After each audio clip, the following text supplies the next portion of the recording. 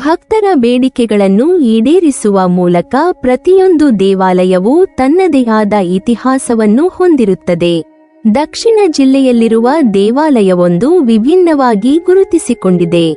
ಇಲ್ಲಿ ಮಣ್ಣಿನಿಂದ ಮಾಡಿದ ವಸ್ತುಗಳನ್ನು ಮಾತ್ರ ಹರಕೆ ಕಟ್ಟಲಾಗುತ್ತೆ. ಹೀಗೆ ಮಾಡಿದರೆ ಭಕ್ತರ ಇಷ್ಟಾರ್ಥಗಳು ಈಡೇರುತ್ತವೆ ಎಂಬ ನಂಬಿಕೆ ಇದೆ. ಈ ದೇವಾಲಯವನ್ನು ಹರಕೆಯ ದೇವಾಲಯ ಅಂತಲೂ ಕರೆಯಲಾಗುತ್ತೆ.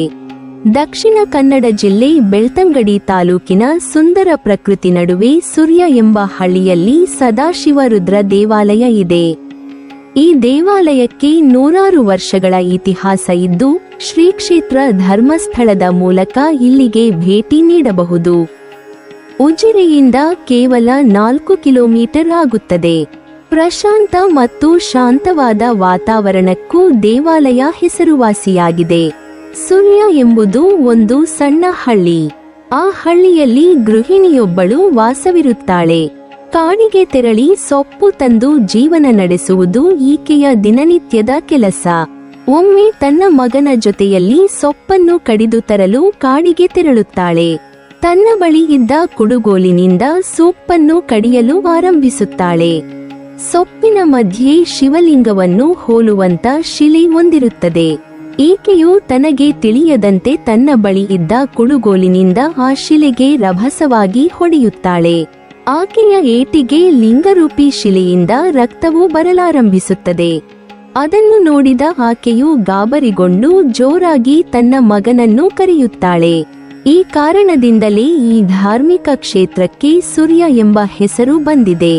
ಹಳ್ಳಿಯ ಜನರು ಒಂದುಗೂಡಿ ಆ ಶಿಲೆಯನ್ನು ಹಳ್ಳಿಗೆ ತಂದು ದೇವಾಲಯವನ್ನು ನಿರ್ಮಾಣ ಮಾಡುತ್ತಾರೆ. ಋಷಿಮುನಿಗಳಿಗೆ ಸಂಬಂಧಿಸಿದ ಕಥೆಯೊಂದು ಈ ಕ್ಷೇತ್ರಕ್ಕೆ ಸಂಬಂಧಿಸಿದಂತೆ ಇದೆ. ದೇವಾಲಯದ ಬಳಿಯಲ್ಲಿಯೇ ಅರಣ್ಯ ಪ್ರದೇಶ ಒಂದಿತ್ತು. ಅರಣ್ಯವಾದರೂ ಅಲ್ಲಿ ಪ್ರಶಾಂತದ ವಾತಾವರಣ ಇತ್ತು. ಅಲ್ಲಿಯೇ ಹರಕೆ ಬನ ಇರುವುದು.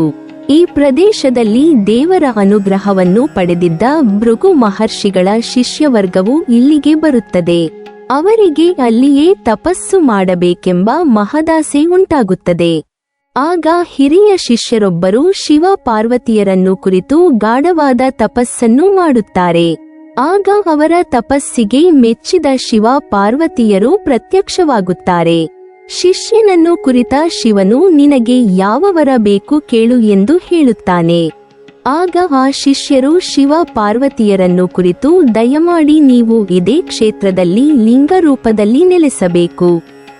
ಇಲ್ಲಿ ಬಂದು ಹರಕೆ ಪೂರೈಸುವ ಭಕ್ತರ ಕಷ್ಟಗಳನ್ನು ಪರಿಹರಿಸಬೇಕೆಂದು ಬೇಡಿಕೊಳ್ಳುತ್ತಾರೆ. ಆ ದಿನದಿಂದಲೂ ಇಂದಿನವರೆಗೆ ಕೇವಲ ಹರಕೆ ತೀರಿಸುವ ಮೂಲಕ ಭಕ್ತರು ತಮ್ಮ ಇಷ್ಟಾರ್ಥಗಳನ್ನು ಪೂರೈಸಿಕೊಳ್ಳುತ್ತಿದ್ದಾರೆ.